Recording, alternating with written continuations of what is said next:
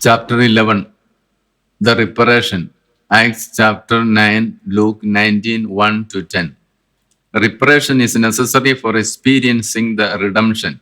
We are absolved at the confessional, but it is a process to experience the forgiveness, love, peace, pardon, and freedom from God. Our conscience is induced and guided by the Holy Spirit. It enables us to know what is right and wrong or good and bad. Our conscience is inspired to practice the good and to reject the bad. A neutral study will be going on in our minds. Jesus taught us that it is by the power of the Holy Spirit that we are able to live up to our conscience. Conscience seeks the will of God and strengthens us to behave properly. Conversion is the change of heart from selfishness to love of God. Contrition and change are the two sides and result of the act of conversion. Conversion follows the contrite heart. Positive prick of conscience leads us to sorrow, pain, and contrition. Christian life is the continuous effort of a conversion. Sinner rejects the sins in the process of a reparation. Real conversion is completed only when we accept the path of Jesus. We need to necessarily turn to God first. The experience of pardon includes a contrite heart, deep sorrow for the sins, rejecting the sinful ways, turning back to Jesus, faith in God's forgiveness, believing in Jesus the Savior, and love of God. This is what we see in the life of Zacchaeus. This is the conversion that the prophets, Saint John the Baptist, and Jesus preached in their life. This is the conversion we need to acquire and to preach through our lives here on earth. Comfort John 3:16 to 21. The Holy Spirit gives us the conversion and the experience of the salvation. Saul is converted to Jesus due to the interference of the Holy Spirit. Confer Acts chapter 9. Having received the order from the high priest to the synagogue at Damascus, Saul was on his way breathing threats and planned to persecute Christians and bring them bound to Jerusalem. Confer Acts 9:2. He could not act against Jesus much because the Holy Spirit took control of Saul and led him to conversion. Suddenly a light flashed. He fell down and he heard a voice, Saul, Saul, why do you persecute me? Confer Acts 9:4. Thus the Holy Spirit gave Saul conversion, took him to Damascus, and made him to preach his own conversion. Thus Saul was converted to Paul. Saul did penance and converted many to Jesus. Confer Acts 22, 6 to 16. When we are sinful, we can hear this sound. I am Jesus whom you are persecuting. Let us listen to the rumblings of the Holy Spirit. The Holy Bible teaches us that we love God in return for the love we have received. The word restitution means a remedy, a rectification, a reparation, penance, reconciliation, pleasing God, offering the sacrifice, etc. In the Old Testament, the sacrifice was offered for the sins. In the New Testament, Jesus offered himself as the sacrifice for the sins of the people. Jesus became the ransom for people and achieved salvation for many. The redemptive act of Jesus was the reparation of the sins of people. We participate in this redemptive act through our faith. We have the history of conversion or penance of Zacchaeus in Luke 19 1 to 10. We see this parable only in the Gospel of Luke, together with the other three parables about the love of God. I saw the sycamore tree in 2009 on which Zacchaeus climbed in order to see Jesus secretly. This tree is big enough and full of leaves. It is difficult to climb on this tree for a man like Zacchaeus, who is short and stout in stature. Nevertheless, he managed to climb on this tree because of his firm determination to see Jesus. Jesus came to find the lost sheep. Zacchaeus was not an ordinary tax collector, but a great tax officer of Jericho.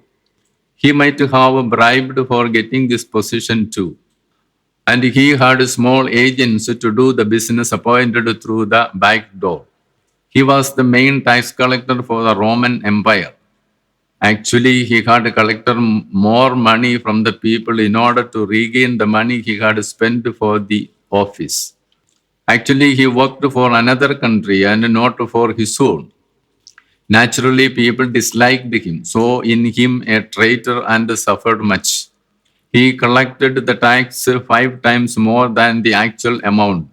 So he was very rich and nobody thought he will face Jesus. The people wondered when Jesus looked upon the tree and asked Zacchaeus to make haste and come down.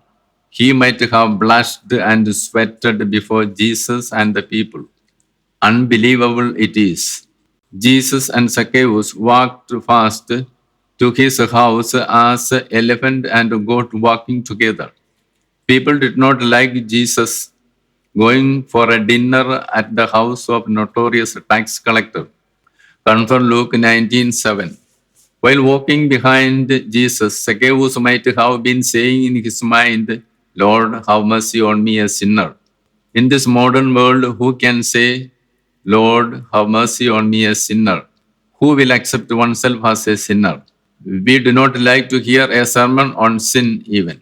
When we start to restitute for sin, we begin to experience the forgiveness and salvation from the Lord.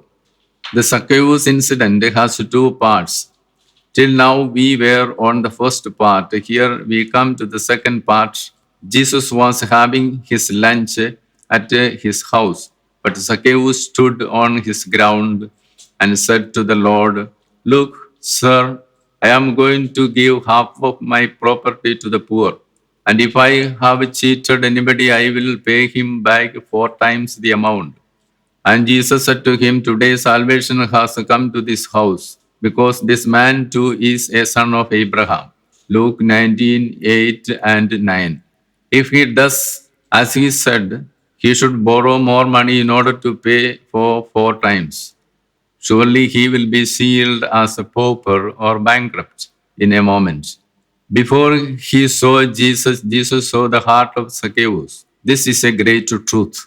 The meaning of the name Zacchaeus is God has remembered.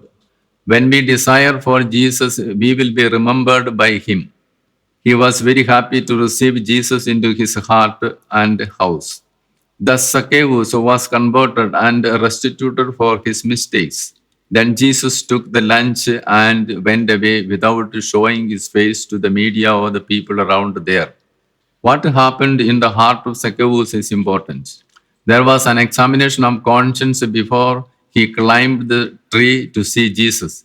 He knew that he was wrong, unjust, cruel, and sinful. That was the greatest realization he had. He confessed his sins and mistakes to Jesus. He had cheated the poor and the Roman Empire, not shown the humanness, and received more tax from the people. He knew that he was going to be pauper or bankrupt by doing the restitution. He gave more importance to his salvation and new life. He decided to become the poorest of the poor. Proper decision to restitution is the important factor of contrition. This is what we should do in our Christian life. When he confessed and took a decision to restitute, Jesus had to give him absolution for his sins, salvation, and new life.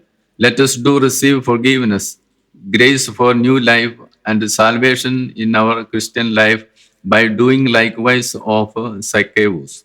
Let us give proper place for the poor in our heart and go for an internal change. Jesus asks us to live a poor, just, humble, and responsible life.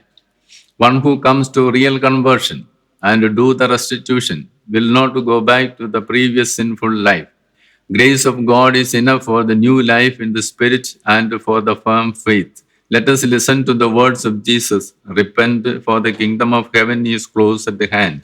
Matthew chapter 4:17. We ought to be open for conversion of the heart and a new life in Christ. Saint Francis de Sales says, since we are weak and prone to evil inclinations, the attachments to sin is afresh in us. So we must discipline us. Be generous in pleasing God by doing charity. Prayer is necessary and we must be enlightened by His words.